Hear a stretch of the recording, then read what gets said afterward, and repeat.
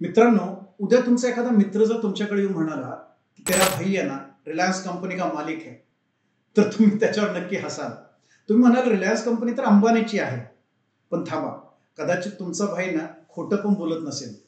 कारण की भारतामध्ये कंपनीज ऍक्ट प्रमाणे जर कोणी एखाद्या कंपनीचे शेअर्स विकत घेतले तर त्याला शेअर होल्डर म्हणतात आणि प्रत्येक शेअर होल्डर हा त्या कंपनीच्या त्याच्याकडे असलेल्या नंबर ऑफ शेअर्सच्या प्रमाणामध्ये त्या कंपनीचा मालक होतो.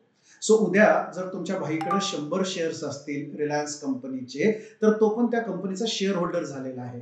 मात्र रिलायन्स कंपनीचे टोटल शेअर्स आज बाजारात आहेत 700 कोटी आणि तुमच्या भाईकडे त्यातले जर फक्त 100 शेअर्स असतील तर तुमचा भाई रिलायन्स कंपनीचा 0.0000015% एवढा मालक झालेला आहे.